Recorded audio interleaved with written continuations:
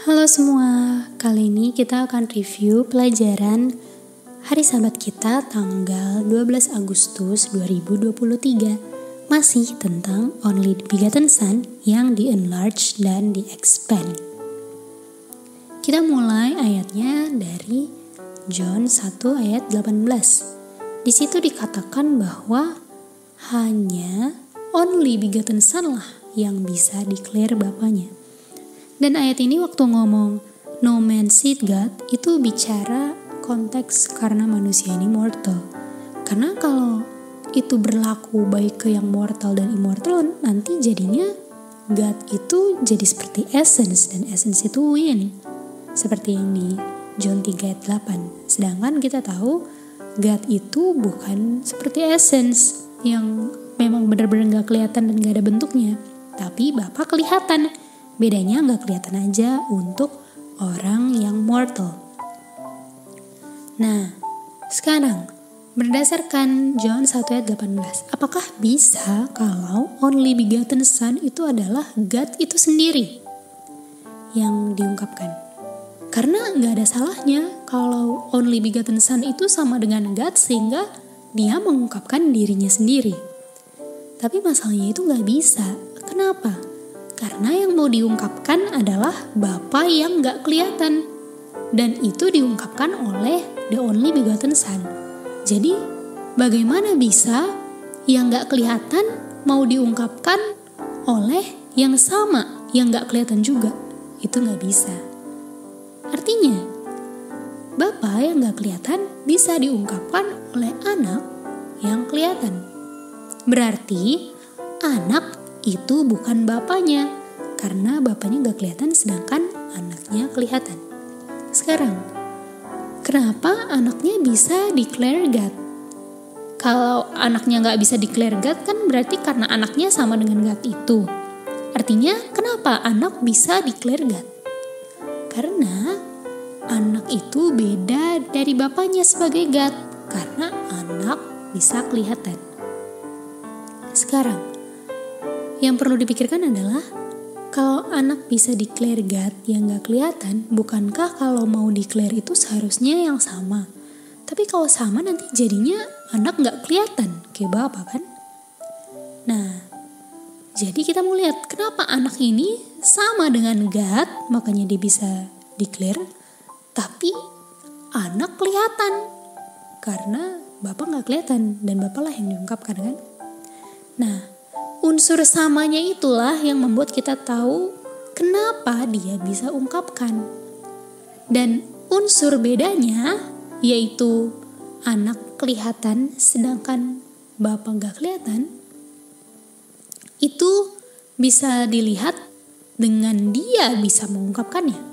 Karena dia gak akan bisa mengungkapkannya kalau dia gak kelihatan juga sebagaimana Bapak. Itulah buktinya anak itu beda.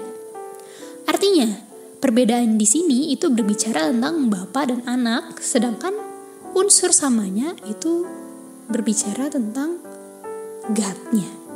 Bahwa mereka berdua sama-sama God, tapi bedanya satu Bapa, satu anak. Dan sekarang kita mau lihat sama dan bedanya di Kejadian 1 ayat 11. Di situ ada after his kind. After his kind artinya sesuai dengan jenis atau macamnya. Dan sesuai dengan John 1 ayat 18, kalau tadi kita lihat di situ ada 2 oknum, di Kejadian 1 ayat 11, artinya harus ada 2 juga, walaupun di sini bukan bicara tentang oknum. Nah, artinya dalam hal Kejadian 1:11 ini, buah yang pohon buah yang sebelum itu. Artinya after his kind ini bicara tentang samanya, unsur samanya. Kayak tadi di John 1:18 yang bicara unsur samanya adalah tentang God-nya. Karena kalau kita ngomongin bedanya itu kalau kita bicara tentang anak dan bapaknya. Jadi kalau di John 1:18 yang kita lihat di situ unsur samanya atau kind yang sama di situ adalah God. Karena God itu berlaku kepada Bapa dan anak juga. Kenapa anak kainnya adalah Gad? Karena Bapa adalah kainnya Gad. Sama seperti pohon buah sebelumnya, akan sama kainnya dengan buah yang dihasilkan. Artinya berdasarkan itu, Bapa pasti ada duluan. Gak bisa Bapa itu co-eternal dengan Son. Makanya anak berarti paralel dengan buah yang dihasilkan setelah buah yang sebelumnya. Artinya buah yang sebelumnya itu adalah buah yang ada duluan. Tapi walaupun mereka beda waktu, kainnya sama. Nah sekarang, apa yang membuat yang setelahnya itu sama dengan yang sebelumnya? Jawabannya adalah benih. Benihlah yang bertanggung jawab untuk membuat after his kind itu. Dan benih itu sama dengan apa? Firman Tuhan berdasarkan Lukas 8 ayat 11. Dan firman Tuhan itulah, kalau kita baca di John 14 ayat 10, dia melakukan pekerjaannya. Inilah firman yang bertanggung jawab membuat after his kind. Dan dari pekerjaannya, itulah buah yang kita bisa lihat di tangan kita, buah yang ada setelahnya. Dan dengan kita lihat buah yang itu, sama dengan kita lihat buah yang sebelumnya, walaupun kita gak lihat buah sebelumnya. Konsepnya sama dengan waktu kita lihat anak, itu sama dengan kita lihat Bapa, walaupun kita gak lihat Bapa. Jadi, dengan kita lihat Tuhan Yesus itulah yang mendeklar Bapanya. Jadi kalau kita lihat berdasarkan Kejadian 1 ayat 11 ini, dari buah, bahwa yang dihasilkan itu selalu sama kainnya dengan yang menghasilkan. Artinya kita bisa lihat bahwa semua yang diciptakan itu menggambarkan penciptanya. Seperti buah mangga akan dihasilkan oleh pohon buah mangga juga pastinya. Gak akan buah mangga itu dihasilkan dari pohon buah manggis. Artinya semuanya itu harus sama.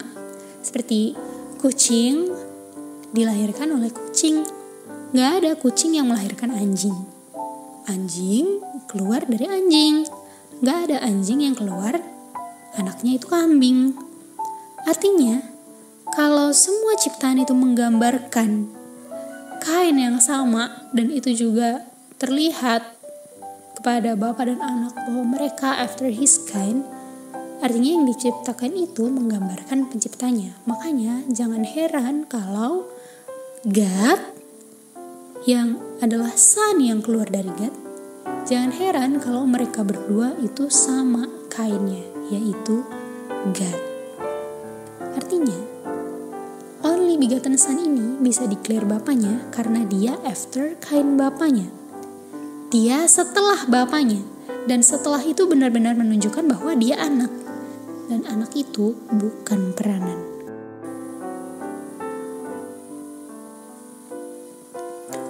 Nah, jadi gak bisa kalau bukan anaknya itu mau kasih tunjuk Bapa yang gak kelihatan, karena itu harus anaknya.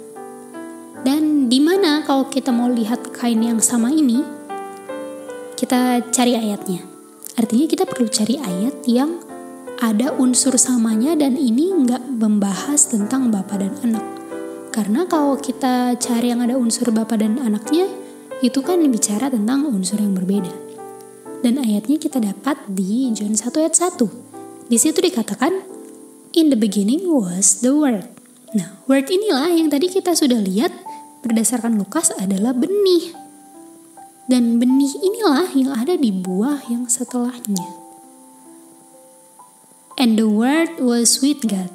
Artinya word atau benih ini beda dari God. Mereka harus dua yang berbeda. Dimana benih atau word ini yang setelahnya. Artinya God di situ adalah God yang sudah ada sebelumnya. Artinya di kalimat and the word was with God itu adalah ada yang setelah bersama dengan yang sebelum. Dan itu adalah ada anak yang bersama dengan Bapa. Nah, jadi kita kalau mau tahu dari mana tahu anak itu God, dari benihnya. Karena benihnya adalah God. Jadi gak perlu heran kalau anak itu God. Dan itu dibuktikan di kalimat yang terakhir. And the word was God. Jadi anak ada.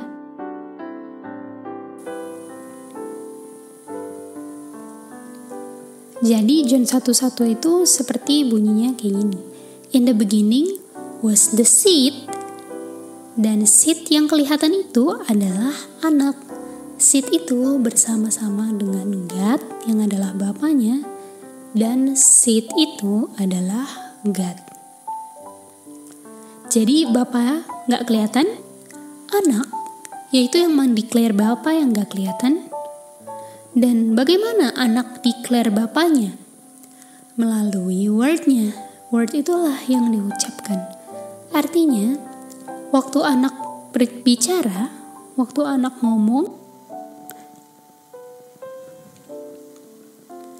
dan dari mana saya tahu apa yang dideklar kalau anak tidak ngomong? Karena bapaknya kan gak kelihatan. Nah, artinya Bapa yang ada benih dan benihnya itu gak kelihatan itu, kita bisa lihat, pisahin yang kelihatan dan gak kelihatan itu dari kedengeran dan gak kedengeran. Karena diungkapkan dengan anaknya berbicara. Sekarang kita mau lihat, Bapa yang gak kelihatan diungkapkan dalam perkataan anak. Kita lihat di 1 Korintus 2 ayat 9-10. Di situ berbicara tentang hal-hal yang gak pernah dilihat, gak pernah masuk telinga, gak pernah masuk hati. Dan ini semua seperti Bapa yang sebelum. Karena Bapa gak pernah bisa dilihat oleh mata, gak pernah didengar, dan gak pernah masuk hati saya sebelumnya. Jadi sesuatu yang gak pernah kelihatan ini, itulah seperti Bapa. Dan di ayat 10 dikatakan, tetapi Bapa telah ungkapkan itu semua yang gak kelihatan. Diungkapkannya kepada kita melalui rohnya. Dan roh itu sama dengan firman berdasarkan John 6 ayat 63. Dan firman itu adalah ucapan anaknya. Itulah word. Makanya kalau kita salah mengerti roh, kalau kita bilang roh itu, jadi anak yang mengungkapkan bapaknya ini bisa karena anak memiliki roh, benih atau firmannya Bapa. Makanya jangan heran kalau anak itu namanya firman, the word. Dan jangan heran juga kalau kita bisa bilang bahwa anaknya itu roh. Karena firman adalah roh sesuai John 6 ayat 63. Artinya roh itu adalah anak Bapa sendiri. Makanya di letter 66 dikatakan, we want the Holy Spirit, the Word, which is siapa? Jesus Christ, anak Bapa. Itulah yang dikatakan bahwa Bapa akan kirim dan dia akan datang dan tinggal bersama dengan kita. Oke, sekarang kita kembali lagi ke 1 Korintus 2. Kalau kita bandingin dengan John 1:18, di situ dikatakan bahwa di John anaknya yang declare kepada kita. Di 1 Korintus 2 dikatakan rohnya yang declare kepada kita. Dan di ayat 13 dikatakan bukan wisdomnya manusia lah yang bisa mengungkapkan Bapa. Jadi wisdomnya itu harus wisdom ilahi. Dan kalau mau mengungkapkan Bapa, hal-hal itu hanya bisa diungkapkan oleh God. Dan Bapa mau mengungkapkannya melalui anaknya. Makanya kalau kita ingat di 1 Korintus 1:24 dikatakan bahwa Jesus is the wisdom of God.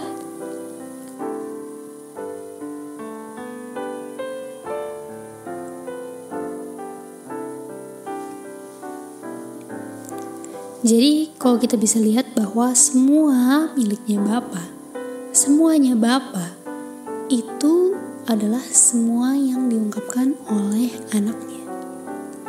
Jadi kita bisa tahu semua tentang God itu dari anaknya. Dan anaknya itu ucapkan itu dalam bentuk firman. Jadi yang diungkapkan anak adalah isi pikiran Bapa yang gak kedengeran dan gak kelihatan juga. Artinya word of Christ itu adalah pengungkapan the mind of God. Isi hatinya Bapa kita bisa dengar itu dari mulut anaknya. Dan itu bisa masuk ke dalam otak saya. Makanya Bapa bisa mempengaruhi saya dengan apa isi otak dia. Sebagaimana setan bisa pengaruhi Hawa karena setan masukkan firman-Nya dia ke otaknya Hawa. Nah, makanya penting sekali untuk firman-Nya Tuhan Yesus itu berdiam di dalam kita. Sesuai dengan John 15 ayat 7, kalau kita mau, kita punya pikiran sesuai dengan pikirannya Bapa. Kalau pikiran saya yang kotor dan jelek ini mau dirubah, perlu untuk masukkan firman Tuhan. Kalau mau ada perubahan hidup, perubahan motif yang benar, harus sering masukin firman Tuhan. Makanya kalau jarang masuk firman Tuhan, jangan harap kita punya mind seperti mind of God. Itu dia. Nah, makanya apa sih yang membuat kita bisa masuk kembali ke Eden? Adalah dengan masukin firman yang harusnya ditaati oleh Hawa. Dan jangan ulang lagi apa yang Hawa lakukan dulu. Karena dia salah untuk memasukkan apa yang harusnya masuk ke pikiran dia. Oke, sekarang kita buka di Kejadian 1 ayat 26. Di situ dikatakan bahwa male dan female yang diciptakan adalah sesuai dengan image God. Artinya yang kita bisa lihat di Adam dan Hawa itu sama dengan yang kita bisa lihat di God. Kalau God nature-nya sama, artinya Adam dan Hawa nature-nya juga sama. Dan Bapa dan anak nature-nya adalah God. Adam dan Hawa nature-nya adalah manusia. Hawa seperti Tuhan Yesus itu yang setelah. Dan Adam adalah yang seperti Bapa, di mana itu adalah yang sebelum. Jadi dari Adam dan Hawa kita bisa lihat Bapa dan anak dia gambarkan oleh mereka berdua. Nah, karena Bapa beda dari anak, itu kan karena anak keluar dari Bapa. Hawa juga beda dari Adam karena Hawa keluar dari Adam. Hawa belakangan adanya. Tapi Hawa itu Adam bilang adalah bone of my bones and flesh of my flesh. Karena Hawa diambilnya dari Adam. Sehingga walaupun Hawa beda dari Adam, tapi dia satu dengan Adam walaupun dia bukan Adam. Nah, itu seperti kalau kita lihat di Tuhan Yesus juga. Tuhan Yesus walaupun berbeda dengan Bapa, tapi Tuhan Yesus sama dengan Bapa karena sama-sama God. Kalau kita buka di Kolose 1 ayat 15 sampai 17, di situ dikatakan bahwa Kristus adalah image daripada God yang invisible, seperti yang dikatakan di John 1 ayat 18. Dan melalui anaknya inilah semua diciptakan. Artinya anak itu sudah ada sebelum segala sesuatu yang diciptakan ada. Artinya urutannya adalah Bapa yang sudah ada, lalu keluarlah anak, dan anak inilah dari anak keluar segala sesuatu yang diciptakan. Jadi Bapa menciptakan semuanya melalui anaknya, karena anaknya punya benih, dan benih itulah yang menjadikan segala sesuatu. Dan yang dibutuhkan untuk menciptakan itu ada di anaknya. Makanya untuk menciptakan Bapak gak bisa undang selain anaknya. Seperti Bapak gak bisa undang malaikat, karena malaikat gak ada punya kuasa itu. Nah, sebenarnya malaikat ada sih benih itu yang ada di anak, tapi malaikat itu partake, bukan memiliki benih itu. Sedangkan kalau anak itu memang benar-benar memiliki. Anak bukan partake Bapa, tapi anak memang punya itu. Ayat 19, dikatakan, for it pleased the Father that in him should all fullness dwell.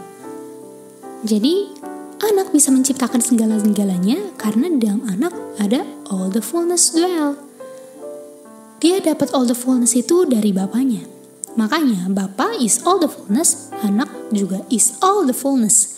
Seperti Adam bones and flesh, Eve, Hawa juga bones and flesh.